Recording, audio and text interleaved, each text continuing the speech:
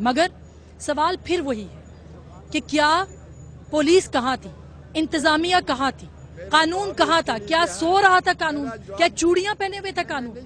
जी, लोग इतने दलेर नहीं हैं, लोग ना ये समझते हैं कि कानून क्या है, ये लोग नहीं समझते। लोगों का ये जुर्म कसूरवार है, अब इन्हें मार दे, हम ठीक काम कर रहे हैं, जो मारना है वो ठीक है। उन्हें नहीं पता कि कानून क्या है, इसलिए आप ये कह रहे हैं कि नहीं।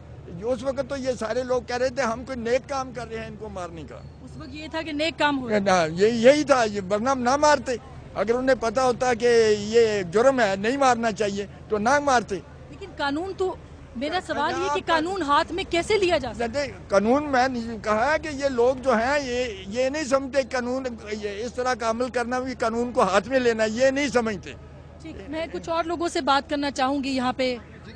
चाचा जी आप, अच्छा आप ऐनी शाहिद हैं? हाँ, यहाँ आपने खुद देखा है?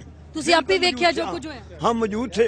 अच्छा, एक ही पुलिस वाले की कार्य थे? ये अंदर से बैठे थे। अच्छा, जब वो डाकू लूट रहे थे, वो डाकू थे कहाँ, 3 महीने हो गए, 4 महीने, आए दिन वो लूटते थे, लोग परेशान थे। आपने पुलिस को क्यों नहीं बताया? अगर हम आपको ये बताते शिकायत है कि पुलिस वो को डाकू हमने थे, तलाक की, पुलिस यहाँ मौजूद ना थी।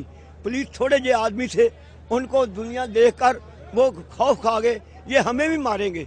जब 2 लड़के डेथ हो गई, कुछ जख्मी हो गए, तो लोग कहने लगे हमारा पुलिस क्या करेगी, पुलिस से वो छुड़ा कर ले जाएंगे, हम इनको मार डालें, ताकि लोग इनका जो डाकू हैं वो इबरत हासिल करेंगे कि हमें ये मारा जाएगा जब हम डकैती करेंगे।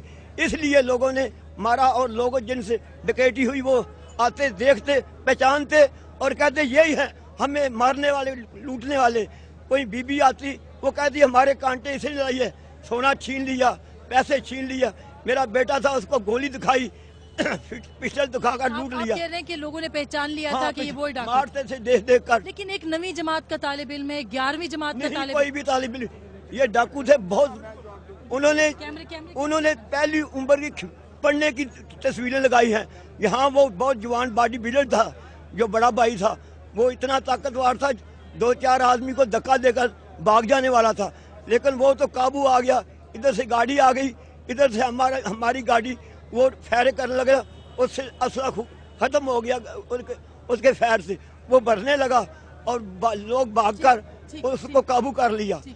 नाजरीन, आपने देखा लोगों का यहाँ पे जो मौक़िफ़ है, मगर मेरा सवाल फिर वही है, कानून कहाँ था? क्या हम जंगल में रहते हैं? ये कौन सा रवैया है जो कि अपनाया जा रहा है माशरे के अंदर? ये कौन से लोग हैं, ये कहाँ से सीख के आए? इनके कानून का एहतराम इनको क्यों नहीं बताया गया, और क्यों कानून ने इजाज़त दी कि लोग कानून को अपने हाथ में लें? ये वो सवाल है जो हम छोड़े जा रहे हैं, और फैसला करेंगे आप। लेकिन आप दूसरी जगह जाएंगे जो कि पेरेंट्स का इलाका है, जहाँ पे वालिदैन हैं और जहाँ बच्चों का जहाँ से ताल्लुक है, वहाँ से हम बात करेंगे। मगर अब फैसला खुद आपको करना है कि मुआशरा कहाँ तक पहुँच चुका है। वेलकम बैक नाजरीन। ब्रेक से पहले हम उस जगह पे थे जहाँ पे 2 नौजवानों को बर्बरियत का निशाना बनाया गया, और अगर मैं ये कहूँ कि इंसानी तारीख़ में इस तरह का वाक़या नहीं हुआ, यानी इस सदी में, 21वीं सदी में, तो बेजा नहीं होगा। मेरे पास अल्फाज नहीं है बयान करने के लिए, क्योंकि आज हम सारा दिन सियालकोट में रहे, हमने लोगों के जज्बात सुने, लोगों से वाक़यात सुने कि किस तरह से वो दोनों भाई मदद को पुकारते रहे, तड़पते रहे, और पुलिस तमाशा देखती रही। कोई ऐसा कानून नहीं था कि जो उन 2 मासूमों को या 2 इंसानों को बचा सकता। ये बर्बरियत मुआशरे के ऊपर एक बहुत बड़ा धब्बा है।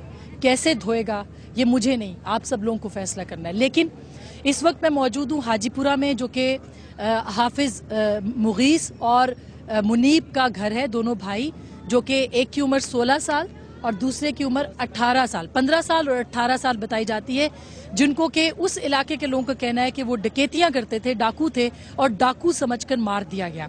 हमने यही सवाल उठाया कि अगर वो डाकू भी थे तो क्या उनके साथ ये सलूक होना चाहिए था?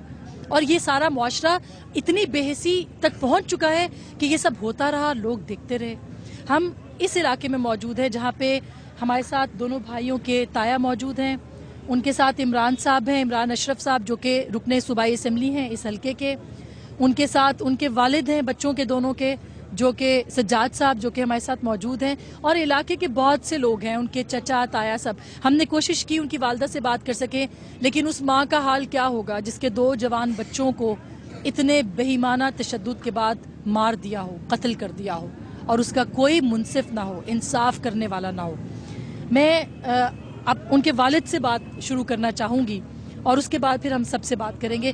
سجاد صاحب، ہم اس واقعے کی مذمت کرتے ہیں، ہمارا چینل سما نیوز اس چیز کی مذمت کرتا ہے جو آپ کے بچوں کے ساتھ ہوا، اور یہ قابل مذمت واقعہ جو ہوا ہے، لیکن آپ کیا کہیں گے، کون ذمہ دار ہے اس کا؟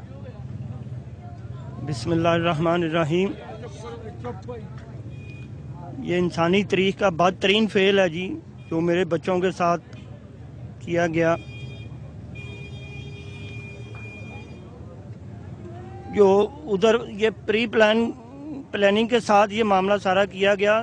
سٹکے مارنے والے پیشہ ور ڈکیت خود ہیں، انہوں نے یہ واردات ڈالی ہے. انشاءاللہ ہم نے اللہ تعالیٰ کی ذات پر اپنا مقدمہ دائر کیا ہے، اور حکام بالا سے اور چیف جسٹس صاحب سے ہمیں پوری انصاف کی توقع ہے.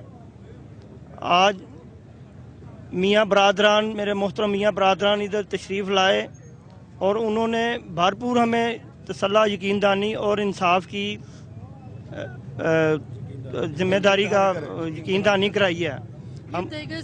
سجاد صاحب کہ آپ کا بڑا بیٹا حافظ قرآن تھا، کیا ہوا؟ وہ یہاں سے کیسے گئے، کس طرح سے وہاں پہنچے، اور یہ واقعہ کس طرح سے ہوا؟ کیونکہ وہاں کے لوگوں کا یہ کہنا ہے کہ وہ یہاں پہ ڈکیتیاں کرتے تھے، ڈاکے مارتے تھے.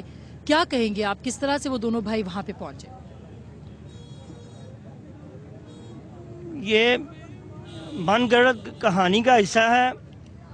ڈکیتیاں ڈالنے والے 10 سال سے فری ڈسپینسری نہیں گھر میں چلاتے، اور نہ ان کا دادا جان 50 سال سے جمعہ پڑھا رہے ہیں فی سبیل اللہ. حافظ قرآن تھے آپ کے بیٹے؟ میرا بڑا بیٹا حافظ قرآن تھا. پورے شہر سے تصدیق کرنے پوچھ لیں، ہمارا کاروباری گھرانہ ہے، مذہبی گھرانہ ہے. اگر کوئی ایک بھی شہادت ہمارے خلاف آ جائے جی کہ یہ غلط لوگ ہیں یا یہ ڈکیتی والے آدمی ہیں، تو ہم ابھی اسی وقت اپنا کیس واپس لینے کے لیے تیار ہیں.